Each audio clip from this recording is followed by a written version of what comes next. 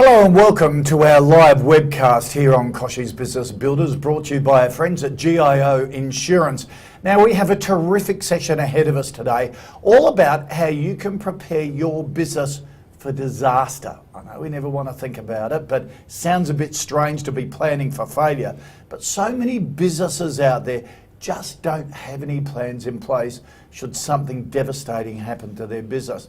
We've got a fantastic lineup of experts ready to take your questions. To kick us off, let's look at those different disasters. Anthony, what kind of disasters are we talking out there, and what are the most common ones that businesses need to be aware of? But when people hear the word disaster, they think of fire, flood, earthquake, and of course those things can be horrendous, but the reality is a disaster is anything that you're not expecting or hoping to happen that can have a hugely detrimental effect on your business.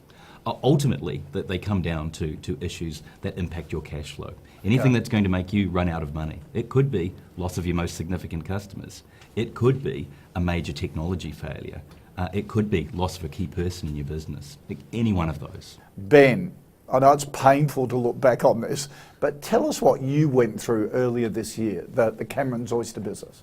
Okay, so we went through a natural disaster, a bushfire that swept across the southeastern part of Tasmania.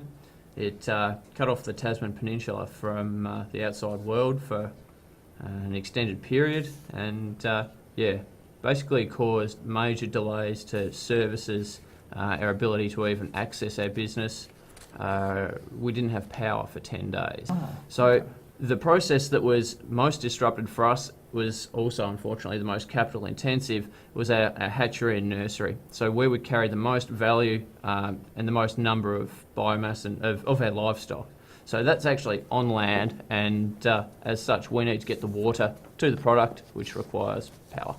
And here's a business, the oyster business, and you refer to the oysters as livestock, don't you? Yep. But you lost 10% of your livestock. Correct. And about $500,000 worth of damage overall. For a family business in a competitive industry, that's a big hit, isn't it? Did you have a plan? We didn't have a bushfire plan, no. We have had several, and still do have several plans for various other things. So we have a plan for if the power goes off. We have a plan if we have a problem with water supply. We have a plan in case a key person's unavailable for a period of time. But we didn't have a plan at that stage for every single one of those things to go wrong all at once. Yeah. You're not alone, Ben, because the early results from our poll from viewers shows 55% of people tuning in today have had some sort of crisis.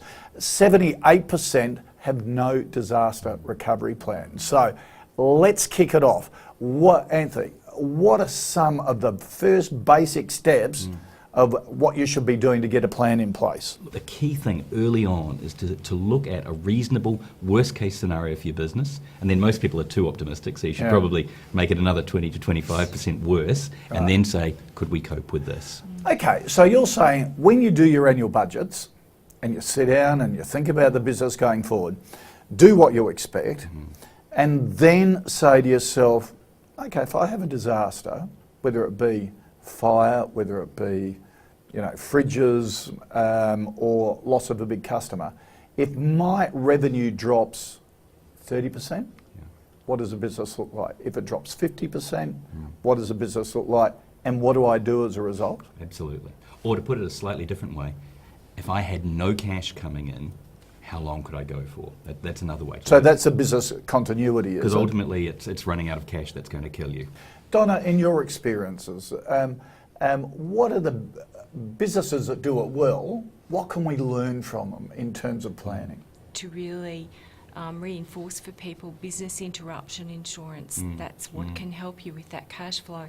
It's very true that small businesses just don't have the reserves to cope with an interruption of that.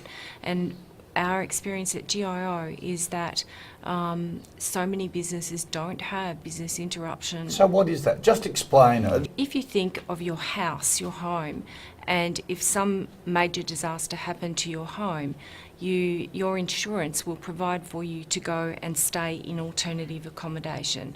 Or if your car is severely damaged, your insurance will pay for a hire car for you to replace it. So business interruption is the same concept for your business. Something that you need, whether it's cash flow, a piece of equipment, premises, staff, wages, costs, is interrupted because of a disaster. Business interruption will help to cover for that while you get back on your feet. Right, it pays for an alternative immediately. Absolutely. Okay. Ben, some of the things from your experiences that you've learnt that maybe came as a bit of a shock to you in terms of building that recovery plan and also the insurance available? Yeah, look, first and foremost, you always expect if there's a fire, the fire brigade will turn up. If someone's injured, the paramedic will turn up. If you need help, that it'll be there. I think number one for us, we probably underestimated the lack of service in a disaster zone. So I guess when you're making your plans, don't necessarily make them around, I know that I can get an excavator to clean up my work site, because chances are in disaster zone, 30 or 40 or 50 other people are going to want that same excavator on site at the same time so that they can be up and running as soon as possible. Yeah. So we ran into some of those kind of problems, and subsequently you start to think, well, our worst case scenario probably wasn't as worst case as what it could have been in our plan. Right. Okay. All right. And also, I suppose things like getting staff to work, the practical things of running your business in the immediate after. Absolutely. I mean, people can understand that in a bushfire, in a small community, a lot of people are going to be out to look after their houses and homes. A month later, however, you might not sort of think, gee, we're going to start seeing some real issues with staffing. People are deciding whether or not to leave the community or rebuild. So that's a month after. 3 to 6 months after, you start getting into post-traumatic stress syndrome and having people that actually can't physically get out of bed in the morning, let alone come to work. And you sort of think to yourself, geez, the fire was 6 months ago, can I really still be suffering from the effects of it? And the answer is yes, absolutely, most definitely. Because your staff for many businesses is the most valuable asset that you have. Okay. So if you can't pay your wages because of an interruption to your cash flow, that's where your business interruption insurance is vital again. So really use that as a marketing point and a motivation for your staff, saying, hey, business is going to take a hit. Thankfully, we have business interruption insurance, which covers all your wages. So we've actually thought about that. Correct. Use that as a motivation. Okay. Does that cover ongoing, sort of into the future? Like Ben was talking about, sort of the post-traumatic side, the counselling. Can you get coverage for that as well down the track? The business interruption can cover for, up to a period that you take out the cover for however long it takes for your business to get back to what it was, fully operational. Okay. So it's really, you tailor it to what you think you need with your insurer. Let's take a couple of your questions. Stephen has written in saying, what insurance does an online-only business need to consider, Donna? Oh, there are so many different insurance covers that they would really need to consider. I think, the best advice is get in touch with your insurer and talk through your business and talk about what the type of business that you're running and what the risks are. Even things like liability cover you need to take into account. Technology failure. I was just about to say that don't go thinking that because you're online that somehow you've got a lowered risk profile. If there's one real growth area in terms of disasters, it's technology related, whether that's hacking, whether that's your system going down and so you can't conduct your e-commerce, whether it's accidental privacy breaches, or data corruption. All of these sorts of things can be very significant. So technology is right up there on the list these days. When it really comes to the crunch and disaster strikes, what do you do? What are the first actions you should take? Donna, your advice. Who do you call? How do you make a claim? Is that your first thought? What do you do? Call your insurer because you'll feel that you're not alone. We know what to do. We know what advice to give to you. and we can help you with those immediate moments after. Just even talking to somebody who's been there before, who understands what you're going through, can really, really help. We can arrange emergency repairs.